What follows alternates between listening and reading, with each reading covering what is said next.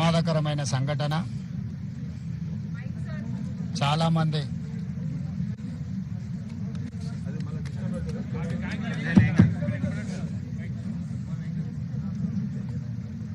పాశమైలారంలో నిన్న కెమికల్ ఫ్యాక్టరీలో జరిగిన ప్రమాదకరమైన సంఘటన నేపథ్యంలో నిన్న ఉదయం నుంచి మంత్రులు దామోదర్ రాజనరసింహ గారు, వివేక్ వెంకటస్వామి గారు,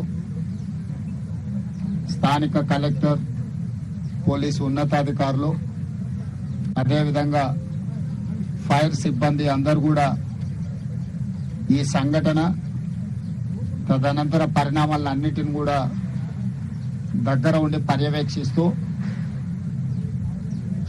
చనిపోయిన వాళ్ళ శవాలను తొలగించడం కానీ, గాయాలపైన వాళ్ళను హాస్పిటళ్లకు తరలించడం, అక్కడ యాజమాన్యంతో కూడా చర్చిస్తూ నష్ట నివారణ చర్యలకు పూర్తి స్థాయిలో ప్రభుత్వం చర్యలకు ఉపక్రమించింది. కానీ అక్కడ జరిగిన దురదృష్టకరమైన సంఘటన చాలా మంది ప్రాణాలను బలిగొన్నది. ఇది అత్యంత విషాదకరమైన సంఘటన. ఇప్పటి వరకు ఉమ్మడి రాష్ట్రంలో కానీ తెలంగాణ రాష్ట్రంలో కానీ ఇన్ని ప్రాణాలను బలిగొన్న దుర్ఘటన జరగలేదు.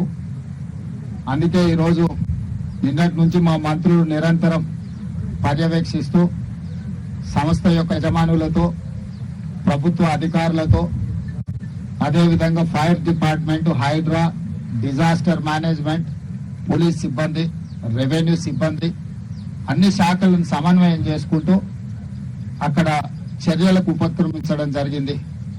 మంత్రుల పర్యవేక్షణతో పాటు ఈరోజు నేనే స్వయంగా ఇక్కడికి వచ్చి దుర్ఘటనను పరిశీలించి దీనికి సంబంధించిన వివరాలను సేకరించి దానికి సంబంధించిన ప్రభుత్వం తీసుకోవాల్సిన చర్యలను అన్నిటిని కూడా ప్రభుత్వం చేపట్టవలసిన బాధ్యతను కూడా ఈరోజు అధికారులకు ఆదేశాలు ఇవ్వడం జరిగింది.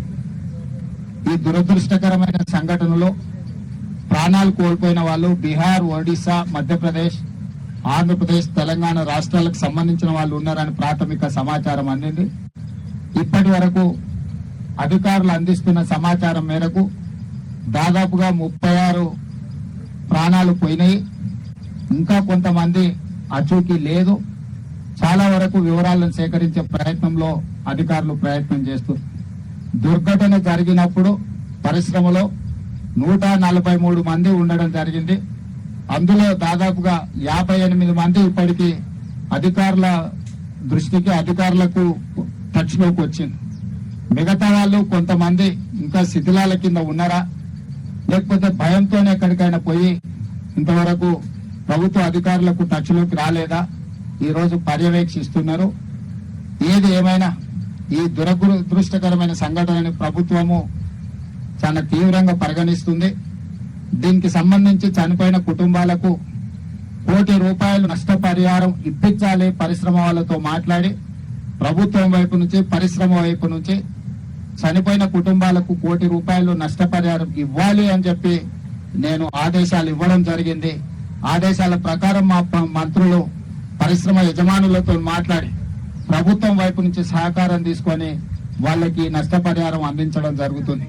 అదేవిధంగా తీవ్రంగా గాయాల పాలైన వాళ్ళకి పని చేసుకోలేని పరిస్థితులు, ఒకవేళ వాళ్ళు బ్రతికి బాగా ఇంటికి వచ్చినా పని చేసుకోలేని పరిస్థితిలో ఉంటే వాళ్లకు ₹10 లక్షల ఇవ్వాలి అని, అదేవిధంగా దెబ్బలు గాయాల పాలై కొంతకాలం పని చేయలేని పరిస్థితిలో ఉండి ఆ తర్వాత మళ్ళీ యథావిధిగా వాళ్ళు పనులకు వెళ్లే పరిస్థితి ఉంటే వాళ్లకు ₹5 లక్షల ఇవ్వాలని, అదేవిధంగా ఈ దుర్ఘటనలో ఏదైతే వైద్య సహాయం అందించాలనో 100% వాళ్ళకి సంబంధించిన వైద్య సహాయాన్ని పరిశ్రమలో, అదేవిధంగా ప్రభుత్వం కలిసి పరిశ్రమ యజమానులు పెట్టుకోగలిగినంత పెట్టుకుంటారు.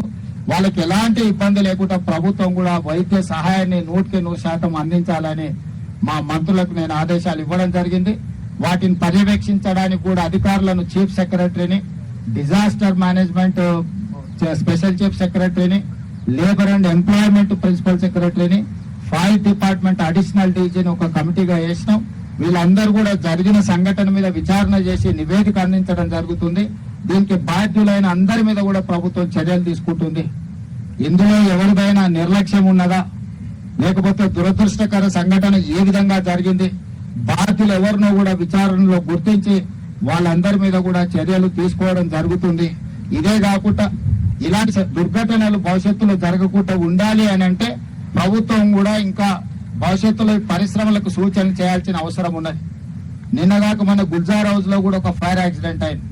అక్కడక్కడ ఫైర్ యాక్సిడెంట్స్ అనుకోని సంఘటనలో చాలా మంది ప్రాణాలు తీసుకుంటున్నారు. కాబట్టి దీనికి సంబంధించి కూడా ప్రభుత్వం ఒక స్పష్టమైన విధానంతో పరిశ్రమలకు కూడా సరైన సూచనలు ఇచ్చే విధంగా, ఆ సూచనలు పరిశ్రమలు అమలు చేసే విధంగా కూడా ఒక వ్యవస్థను ఏర్పాటు చేయాలని ఈరోజు ప్రభుత్వం అనుకుంటుంది.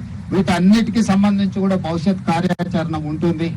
ఇక్కడ ఉన్న పరిశ్రమలకు సంబంధించిన యజమానులు కూడా మీ పరిశ్రమలలో ఇలాంటి సంఘటనలు జరగకుండా ఉండడానికి అవసరమైన చర్యలను కూడా మీరు చేపట్టవలసిందిగా అధికారులకు కూడా నేను ఆదేశాలు ఇచ్చిన. పీరియాడికల్ ఇన్స్పెక్షన్స్ చేసి అక్కడ ఏమైనా ఇట్లాంటి సంఘటనలకు అవకాశం ఉంటే ఎంబడే వాళ్లను యజమానులకు కూడా వాటి వివరాలు అందించి వాటిని సరిదిద్దే విధంగా చర్యలు తీసుకోవాలని కూడా నేను ఇంతకుముందు సమీక్షలో అధికారులకు చెప్పడం జరిగింది.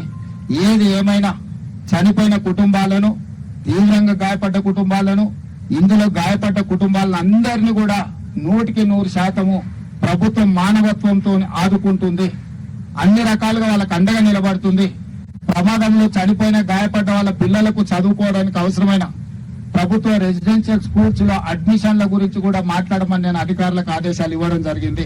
ఈ సంఘటనలో బాధితులు ఎవరున్నా వాళ్ళ పిల్లల చదువుల బాధ్యత కూడా రాష్ట్ర ప్రభుత్వం తీసుకోవాలనుకుంటుంది. వైద్యానికి సంబంధించి 100% సహాయం అందించాలనుకుంటుంది. అదే విధంగా క్షతగాత్రులకు, మరణించిన వాళ్ళకు కూడా నష్టపరిహారం ఇవ్వాలని కూడా ఈ రోజు ప్రభుత్వం నిర్ణయం తీసుకున్నది. బాధిత కుటుంబాలను కూడా నేను కలిసిన. దాంట్లో ఒక అమ్మాయి ప్రెగ్నెంట్, చిన్న పాప ఉంది, చిన్న బాబు ఉన్నాడు, ప్రెగ్నెంట్ ఉన్నారు.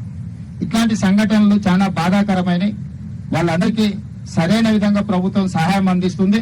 చనిపోయిన వాళ్ళ శవాలను కూడా వాళ్ళ సొంత గ్రామాలకు తరలించడానికి అవసరమైన అన్ని రకాల ఏర్పాట్లను కూడా పర్యవేక్షించండి అని డీజీపీ గారికి, అదేవిధంగా రెవెన్యూ అధికారులు అందరూ కూడా ఆదేశాలు ఇచ్చిన. వీళ్ళందరినీ ఆదుకునే బాధ్యత ప్రభుత్వం తీసుకుంటుంది. భవిష్యత్తులో ఇట్లాంటి సంఘటనలు జరగకుండా పరిశ్రమలను అప్రమత్తం చేస్తూ ప్రభుత్వం పర్యవేక్షిస్తుందని మీ అందరికీ తెలియజేస్తున్నాను.